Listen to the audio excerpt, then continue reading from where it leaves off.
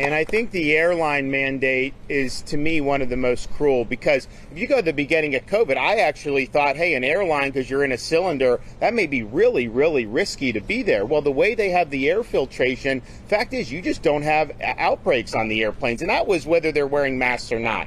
So you have no mask in most of society, which is really obviously good. And yet they keep clinging to this, forcing people on an airplane to wear it.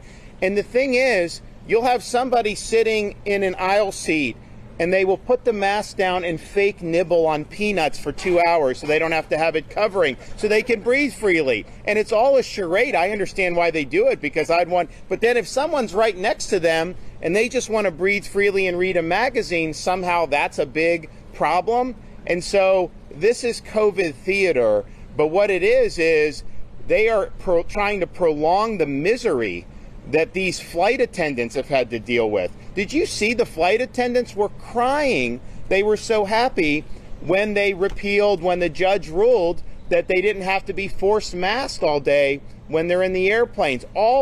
Most of the passengers were having a great time, saying what a relief it was. And so when you see that and you realize there's no real data behind this, why would you then try to appeal this, which is basically trying to reimpose mandates that's going to just prolong the misery for people? So I think it will be totally outrageous if they appeal this decision. I think that they have decided that they are going to do it. I don't think they're going to seek an immediate stay, which in some respects may even be worse, because you are going to have this decision in effect. People are not going to be having to wear a mask. And then if they win the appeal, you could reinstitute it somewhere down the line. That doesn't make any sense whatsoever. And I think we've just got to get beyond this. But it does go to, why are they doing this?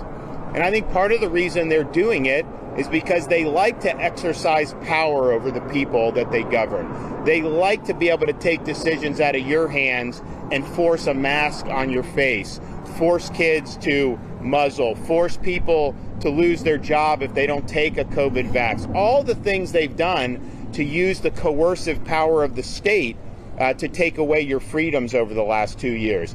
And there's a reason why we're known as the free state of Florida, because we never muzzled you in Florida. We never imposed a mask mandate in this state.